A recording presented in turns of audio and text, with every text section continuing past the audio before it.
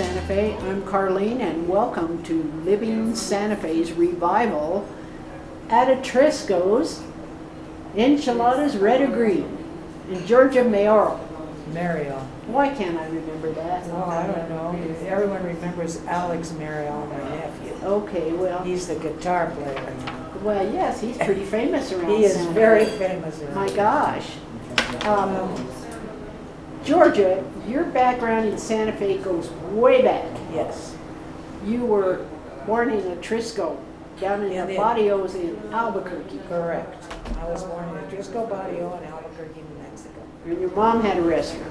Yes. And she worked your butt off. That is correct. From the time you were a little girl. Me and my five brothers and sisters. Yes. And the neat thing about growing up in the barrio there was the food. And that's what I always remember. That's what's always been close to my heart.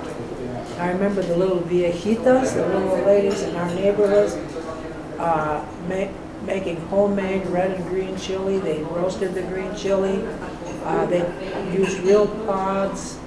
And we'd come home from school with our friends, our neighbors, and we'd go to Tia's house, and she would make us a homemade tortilla with red chili with potatoes in it, because they couldn't afford meat. So there was potatoes in it. It was so good. And I said, so people asked me, well, why didn't you open a Greek restaurant, being as you're Greek? And I said, well, that's not the local soul food. Local soul food is red and green chili, homemade, and that's how we do it here at Atrisco and at Tomasita's. We use real pods. We do not use powder. I've had customers tell me this is as good as what my grandmother used to make. That is correct. That's what I grew up with. That's where it's really interesting. It's a taste that has to be acquired when people come from somewhere else. But people who were born and raised in New Mexico already have that acquisition. But anyone that comes from out of state or from somewhere else, they acquire a taste for the red and the green chili. And once they do, they're hooked. It is. It's like a wonderful thing. I came in here the other day. We opened just a couple of days ago. I came in because I had to have a chili fix. During this lockdown, I haven't had any chili. I've been doing my own cooking, and that's pretty pathetic.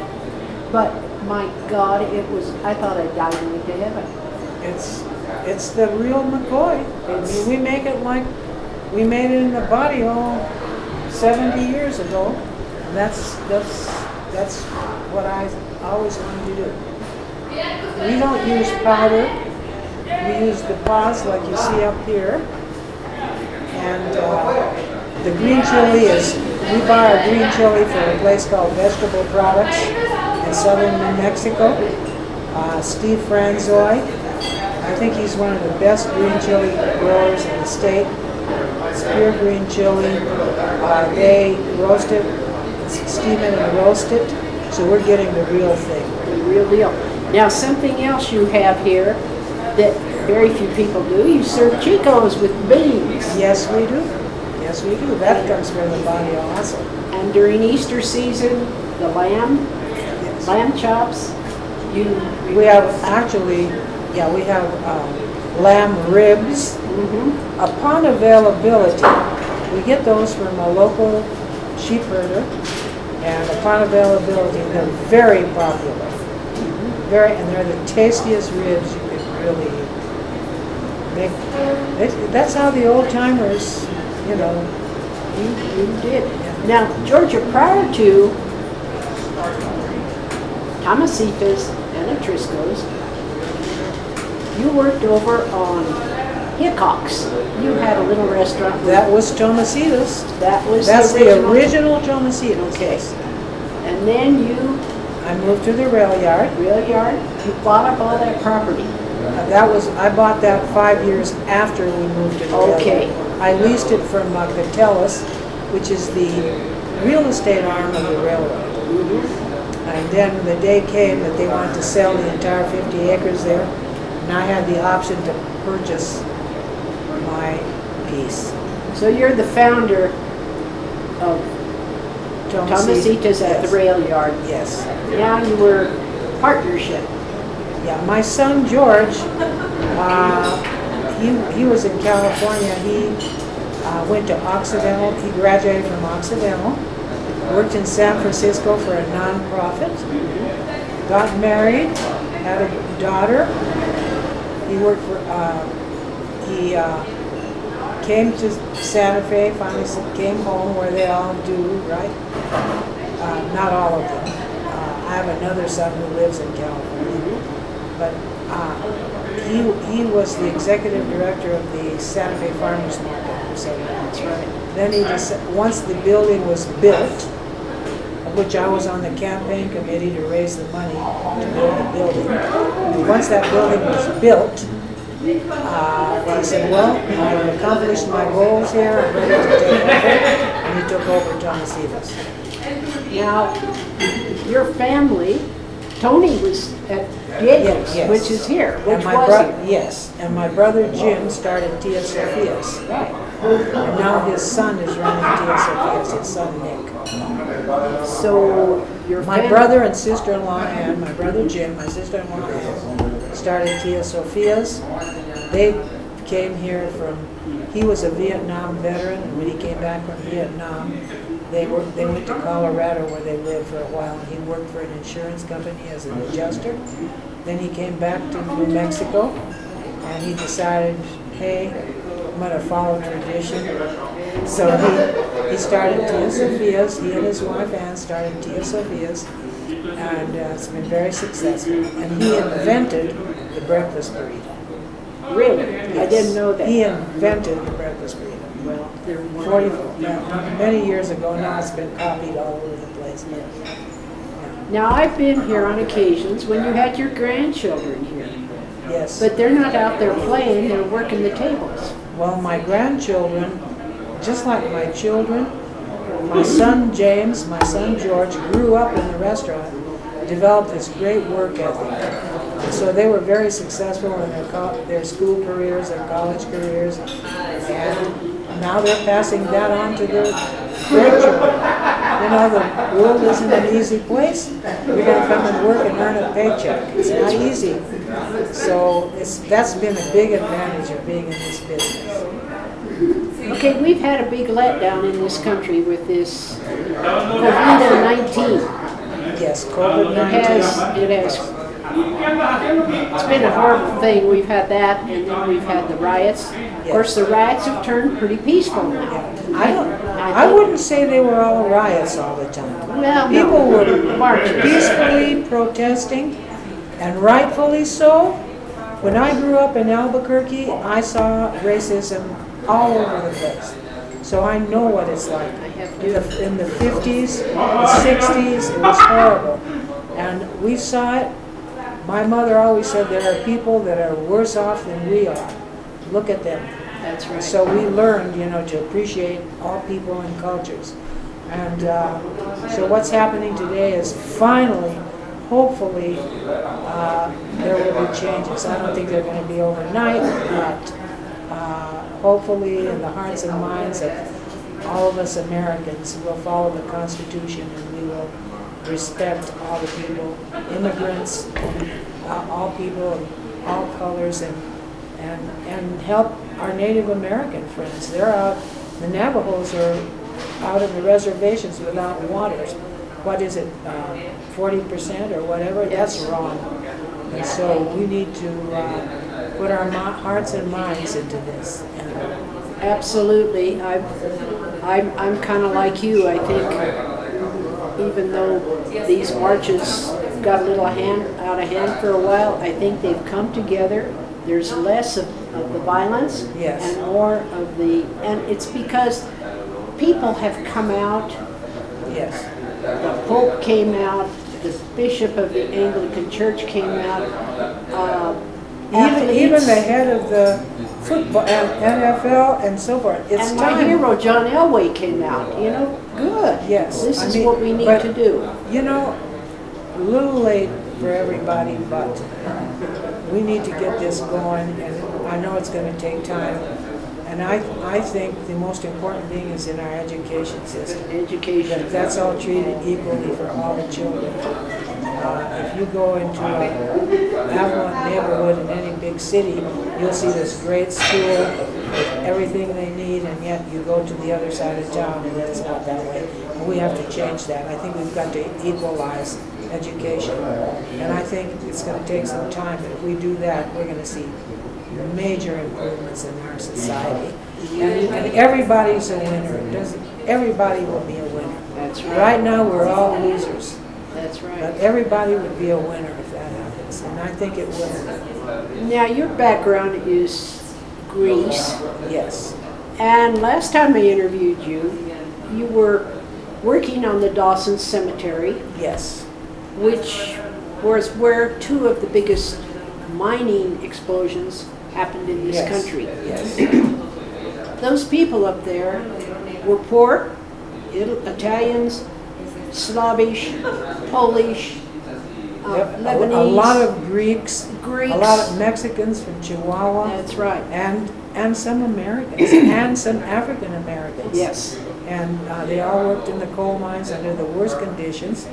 We had the second biggest coal mine explosion in the country in Dawson, New Mexico, where 263 men died needlessly in a horrible explosion. And we had a 100, that was in 1913, and in 2013 we had a 100-year memorial service for them. And we also had another coal mine explosion in 1925, where 123 men died, and the majority were immigrants. That's right. Immigrants came to this country and did that kind of work all over the country. The Chinese built a railroad. The immigrants worked in the mines. They worked in the meat factories. They worked in. It's just amazing what immigrants do, and we want immigrants. And hopefully, we can figure out a way to citizenship for the ones for the immigrants that have been here for a long time, who've worked hard, who've contributed. And I think that will happen. That's right. Well, I came from kind of the same background up in Colorado, and my family were all involved in the coal mining strikes and the wars. Yes. And the militia. The militia. And John D. Rockefeller. Yes. And the CF&I. Yes. I mean, this history is unbelievable. I grew up with everybody I grew up with was first generation, maybe second generation. My dad was first generation. I'm second. So, yeah, this is Where did your folks come from? My grandparents came. My dad's parents came from northern Italy, from the Torino area. My mother's family came from god-awful Wales, which was coal mining country also. Yes, that's right. Yes. And poor. And by the way, a lot of people aren't familiar with this, but in South America, there's a lot of different kinds of mining going on there. Someone is either killed or hurt in a mine in South America. People are not aware of this. It was considered the most dangerous occupation It is you the could have. most dangerous occupation. So Georgia, something about that. Americans are strong. Yes. We are strong people. We are in an experiment with this democracy. Yes, this is an experiment. It's kind of topsy-turvy right now. What's the future? I think we'll prevail. I do too. I think we will prevail. I saw it done. I was just a baby when World War II broke out, but I saw that progress. I saw 9/11, the racial riots. They weren't perfect, but it was a start. Martin Luther King, Cesar Chavez. This is all working for us. Yes. We've got to continue. Yes. And you know, government, there's a lot of waste and bureaucracy in our government. And hopefully something will come of this. I'm hoping for it too. Let's get back to your food. Now, I've got a copy of your menu here. It looks pretty much like the old one did. Yeah, well, it's a little simplified, and the reason it's simplified is, see, George was opened up here a week ago Monday, and it has not been. The problem is you can seat 50% according to a fire code. Right. So our fire code is 108, but that includes you can have 50% of that many people in here. So let's say we can have 50 customers out of 180. We can have 50. The problem, of course, is that you'll get it, and they have to seat 6 feet apart because of the social distancing rules. And rightfully so. So the problem is, of course, we can't get the volume. And we've hired a lot of our employees back. We've hired a lot of them back in hopes that this will improve. How many employees do we have here now working today on shift? Currently? Yes. Right now, like on this shift. Probably just like up front, four in the front, and then 4 in the front. and 4 in the back. Okay, so we have 8 for lunch, and I think we have about the same for dinner. Yeah, we'll probably just double like in cashiers just because it's a little bit Yeah. at night. So that's about half of the employees that we would normally have here. So, you know, we like to get things moving so we can get. Of course, a lot of our employees, they're hardworking people. They found jobs. They found jobs working on construction and different other. They're innovative. They're very innovative, and they found other jobs that they can make it to come and work if we need them. But they're working on construction and I guess gardening and all this kind of stuff. So Now you have a patio at Tomasita. yes. I imagine that fills up. Oh yes, it's Because very popular. yeah, people like to be outside. They're still a During little this afraid. weather, yes. They're a little afraid, but this is open, Yes. and This is open. We're following all the rules that the governor has set down for us. And of course, our problem is we can't really seat 50 because we'll get a 2-top or a single will come in. And so, you know, we won't have 4 sitting at one table. Georgia, have you had any encouragement from the city? Have they assisted you in any way? Have they contacted you, given some help in any way? Not to my knowledge. Not to your knowledge. Maybe George can know, but not to my Yeah. knowledge. Well, Look, most businesses are basically on their own. that's right. They're counting on the federal government to help them, and I'm sure they will. Unfortunately, a lot of those funds went to bigger companies, and they'll have great bankers and so forth. But I can't be specific. I don't know all the details. But you know, small private business employs 80% of the population. So, you know, hopefully we got here by hard work and perseverance, and we'll survive with hard work and perseverance. Small businesses are what is being hurt Yes. all over the country. Yes. The big businesses have gotten pretty good chunks of money. Now, I'm not really familiar with all the details. I'm not familiar with all the details of that, however. You know, I know how we are and how some of my other people are. Shall I tell them to quiet down a little bit? It's okay. We have some gentlemen having a good time in the back. I there, can so- tell them to quiet down. You want them to? That's fine. Yeah. We're almost. That's okay, we're almost through anyway. Georgia, I think that this place has got to survive because I couldn't live without it. You know, we're gonna work hard and we'll make it survive. You know, I was a woman in business. That's right. 40 years ago, way before the Me Too movement. I couldn't get a loan. You know, I mean, I had to work twice as hard and many hours to be a success. And we'll persevere. My son is a hard worker. He respects people. He learned all of these elements of life of learning, and he will overcome all this. And we're going to work hard to make it happen. The Me Too movement has been a plus for you because you're one of the few women that had a business going at that time. Yeah, I mean, not a lot of us could make it. You take like Florence Jaramillo up in Maryol. She had to go through a lot. We've had conversations. We had to go through a lot.